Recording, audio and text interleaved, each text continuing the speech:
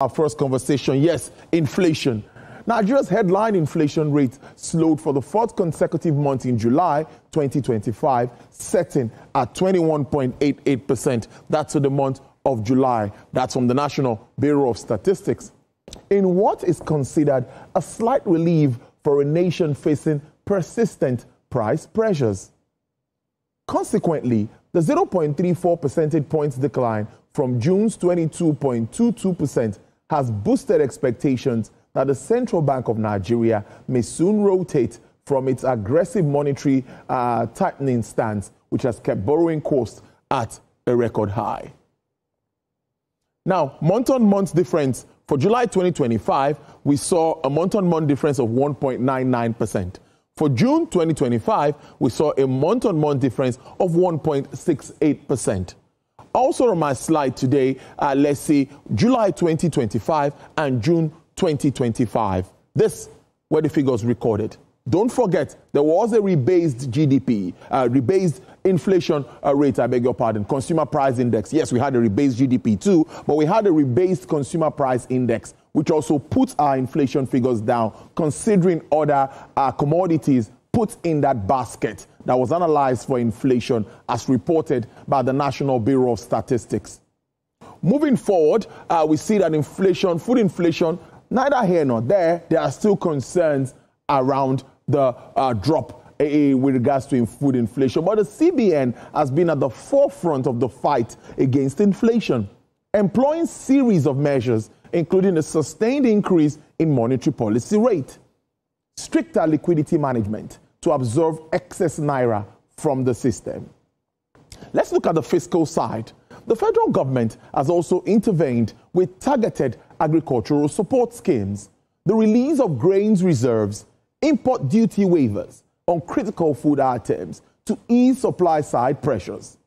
According to analysts, these combined efforts are finally starting to work their way through the economy, leading to a gradual, albeit uneven, decline in price levels.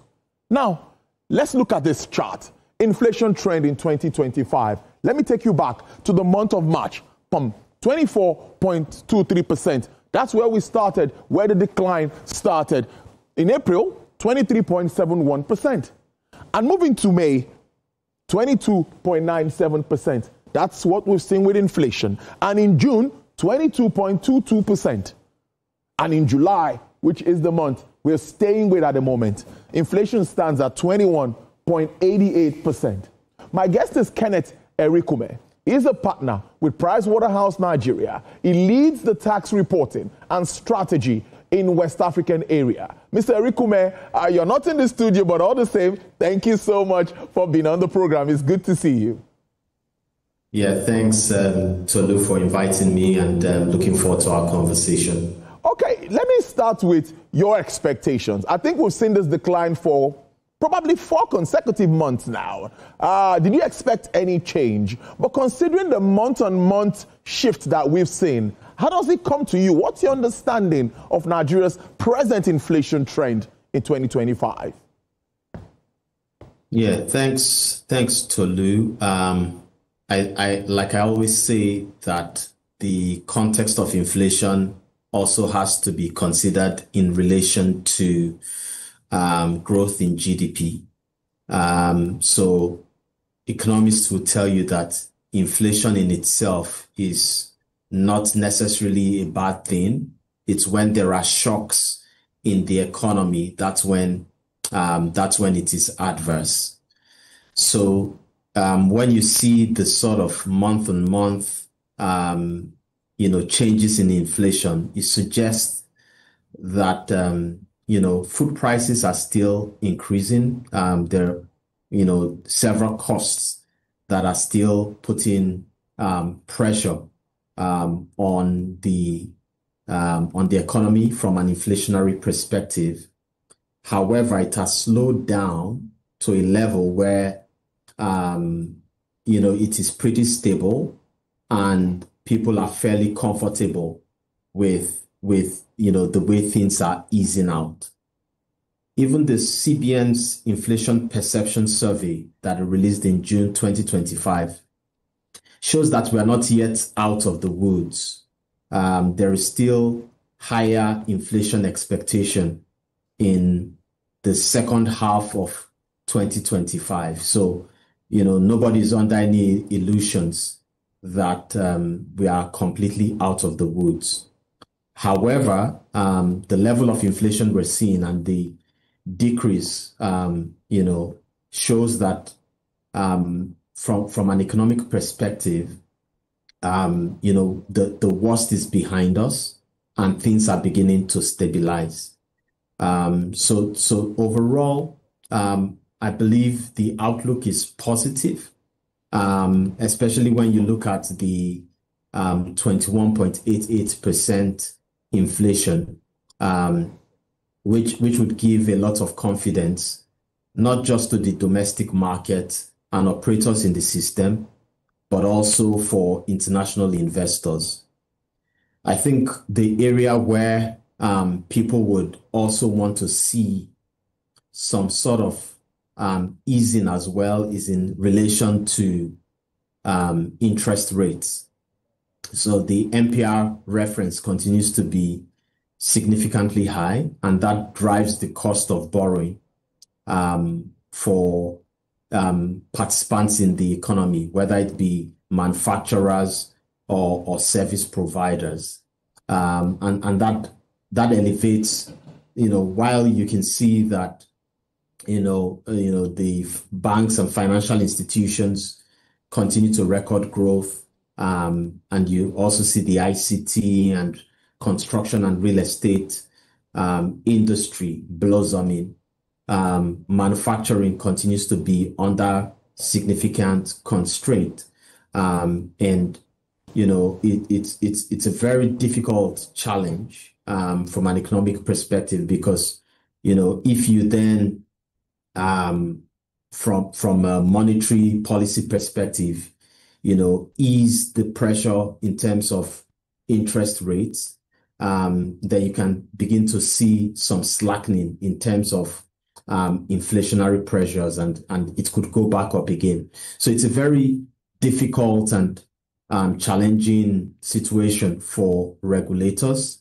But I believe in the future, there would be a reconsideration of certain elements of the interest rates, which can then, put more,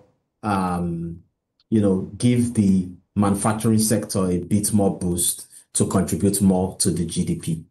Interesting point you made, and I was actually heading there because I think that this should give the monetary policy team, maybe the encouragement or that, to be able to have a shift in this tight monetary rates that we've adopted for some time. But we know that even the IMF and the World Bank that have continued to commend Nigeria have also warned that we need to still tightening our rates, considering what we've been getting from these international lenders and, of course, international ratings agency.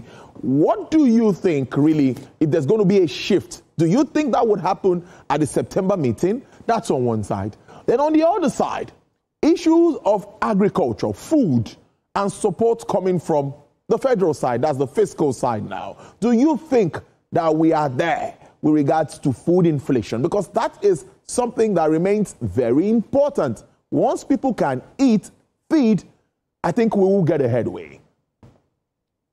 Yeah, thanks, Tolu, for that question. My belief is that if something is working, you don't change it abruptly. So obviously it will be under consideration in that meeting. However, I would, if I were to be a predicting man or a betting man, I would say that people would be a bit skeptical around reducing the interest rates. And we've seen, a certain level of stability in terms of the CBN's policy stance, which is firmly anchored on price and financial system stability. And over the past couple of years, we've seen continued focus on tightening interest and liquidity management. And also on the flip side, from an FX liquidity perspective, some focus around deepening remittance flows, and strengthening the adequacy ratio, capital and ratios of banks. So those are fundamental principles that I believe we'll continue to see going forward. So there was one of the meetings where I anticipated a reduction, and it was maintained at the same level. So, if I was going to bet, I would say maintenance of the status quo in the short term is what we may likely see. Because once you ease that interest rate tightening, then we could, significantly lapse from an inflation perspective. But like you said, it's not just about using interest rates to manage inflation, right? Because the huge impact is usually food and energy. So those are two areas that food, energy, and transportation. And those are the three areas that government needs to focus on. And I think particularly, like you rightly identified, food inflation in particular. And some of the interventions that government has done in the food sector illustrates the importance that the government views this sector as important in managing inflation. So there has to be continued focus in ensuring food security, elevating domestic production, and ensuring that the food supply chain is sufficiently secure. So this would require intervention both from a security perspective. When I say security, actual security, and ensuring that the security in the north is maintained. But in addition, ensuring that in the short term, import duties are managed on essential grains, where people are bringing that into the domestic market. So government obviously cannot leave that just to the private sector. There has to be significant intervention in that space as well. I think in the medium term,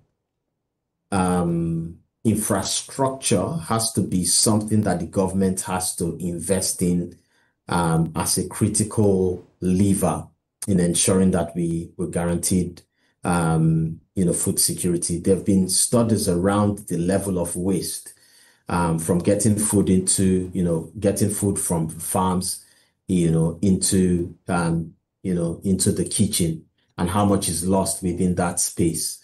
And therefore, I think not just for government, but even the private sector, a significant investment in, storage capacity and logistics has to be made to ensure that we deal with some of these challenges.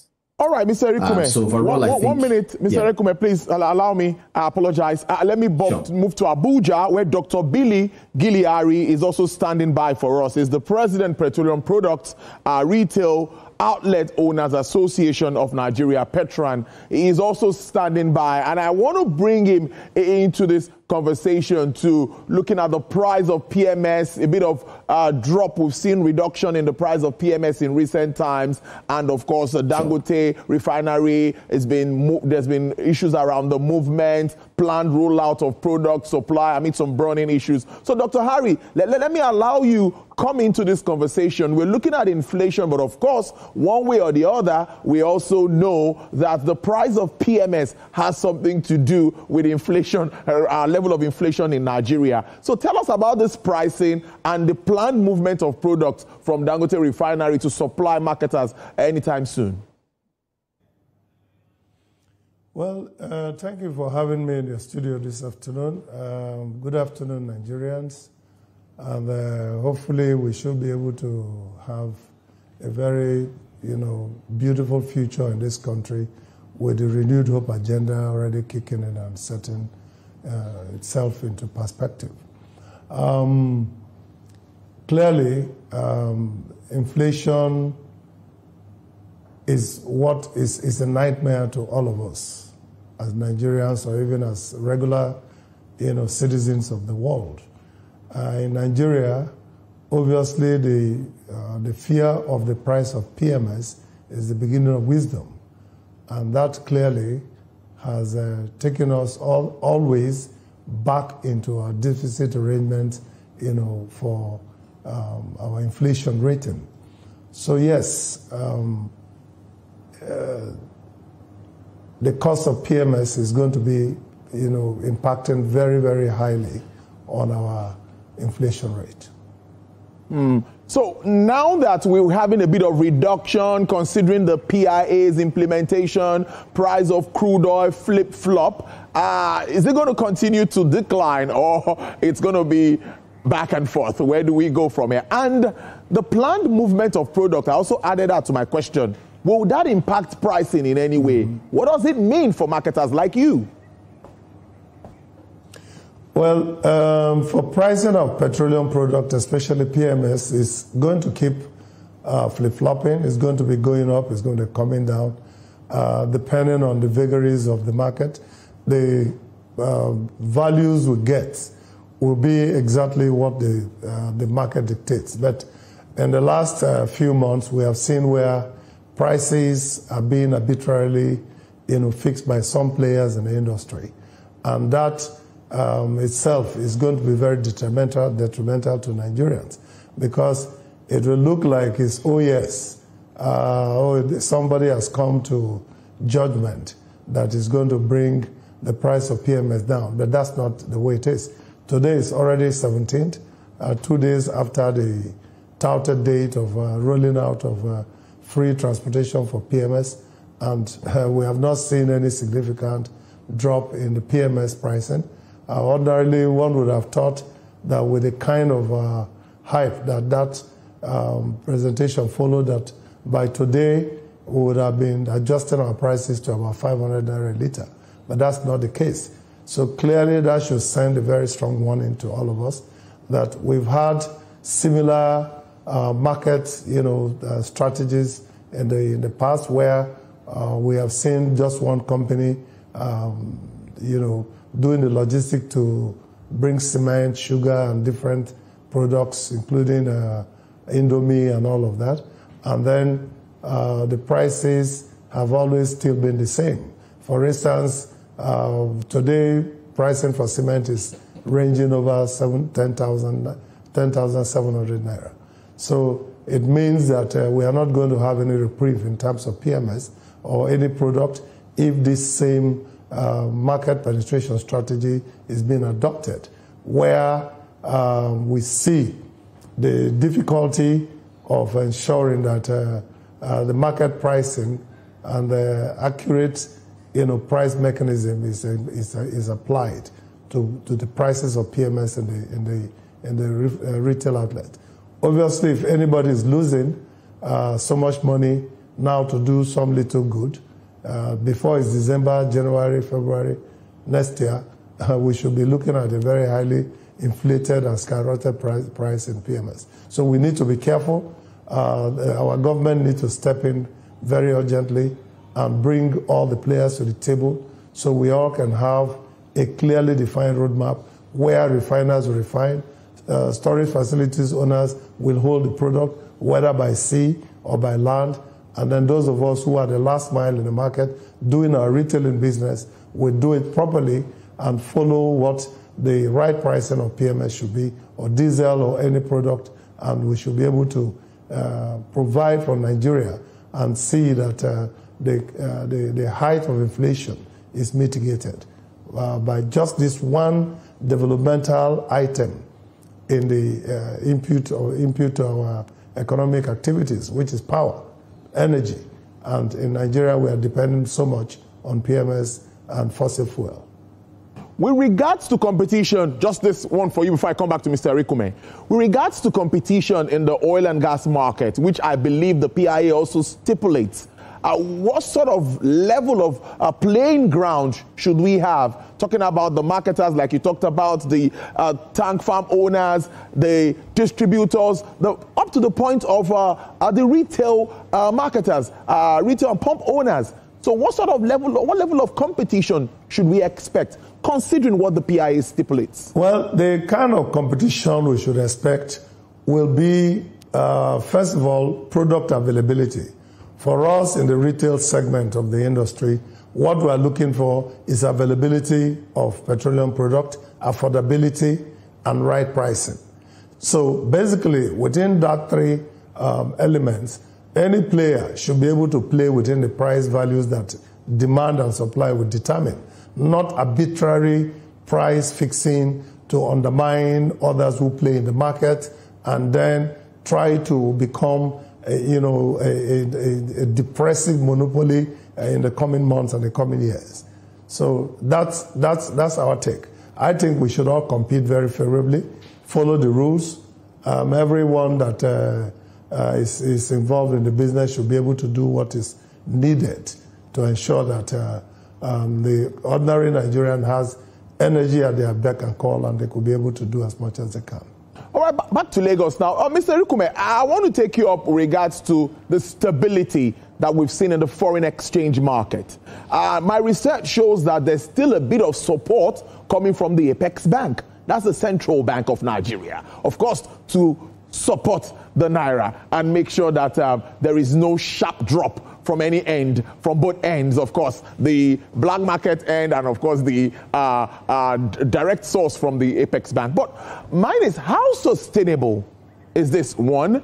And considering the present state of our reserves, do you agree that the central bank is getting it right with regards to addressing challenges with Forex in Nigeria?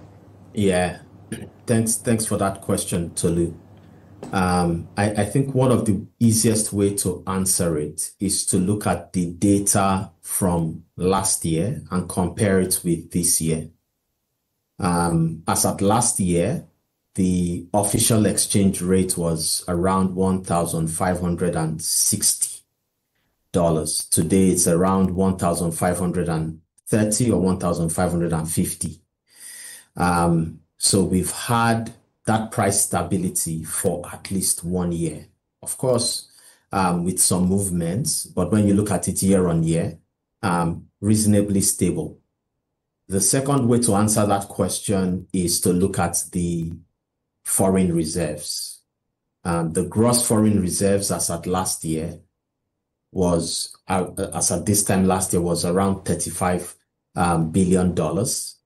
Currently, it's around $38 billion. So it shows you that even the reserve is growing, at least from a gross perspective, and even from a net perspective, with the settlement of all the obligations and dealing with all the obligations relating to foreign exchange and clearing the backlog. I think we are in a better position than we were last year. So when people ask me about this, I simply tell them that we have sort of cracked it, at least in the short to medium term. And certain elements drive this. Obviously, the growth in our oil production, because no matter how you want to slice and dice it, about diversifying the economy and increasing non-oil exports, crude oil continues to be significant in contributing to our foreign currency inflows. The other dimension to it is, again, local refining capacity has grown. So, the coming on stream of the Dangote refinery, hopefully a few others are in the pipeline and they will come on stream as well. That doesn't eat up into our, because petroleum products was a significant, or continues to be a significant portion of our imports and continues to consume FX. So to that extent, I feel comfortable that in the medium term, things have stabilized. It's now time for the government to ensure that those gains that we have recorded over the past 1 year plus are maintained by continuing to stimulate and incentivize exports, continue to make it attractive for foreign direct investment, and facilitate remittances, foreign remittances, people that have JAPAD, people that need to send money back home, ensuring that all the value chain around that is completely seamless. I think when we do that, as well as dealing with the issue of what can we do from a domestic angle to ensure that there are things which we can substitute to produce domestically. We've dealt with, or are still dealing with, refining capacity, but there are other things in terms of food production where I think we can also play and ensure that this FX stability is sustainable. Overall, I'm very comfortable, but we cannot rest on our oars. As a country, we have to make the necessary investments to ensure that this continues for the long term. All right, Dr. Billy, I know you have to leave and we have to go on a commercial break. So just a final word from you with regards to, for me, many would say CNG-powered trucks would be cheaper. That's what some argument in some quarters. Now, what does that mean if also maybe other marketers get into the use of CNG? That's one. Increased crude production, more than 1.5 million barrels per day is what we have. How would that also help in-country production? So those two questions, and I'll let you leave. Well, the CNG trucks, they're a very great innovation, and Petron as an organization supports that. And from time to time, we have said that we want to do the best to ensure that our pride, the Dangote refinery, is successful. But the point we're making is, while one company is successful, everybody else should be successful, and we should all grow along together.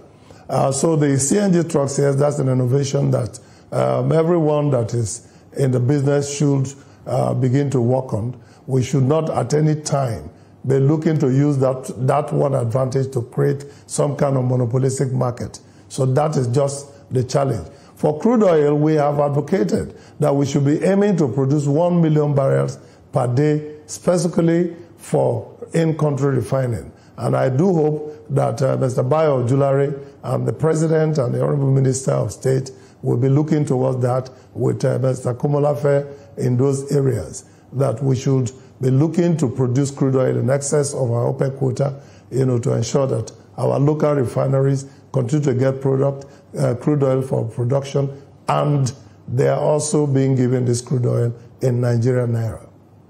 All right, then let me allow you leave now. Dr. Billy Gillus-Harry is the President, Petroleum Products Retail Outlet Owners Association of Nigeria, Petran. Thank you so much. I do enjoy the rest of your day. Thank you. All right, now, Mr. Kenneth Erikume, we'll take this break, and when we come back, we will wrap up our own conversation. We'll be right back after this commercial break. Don't go away.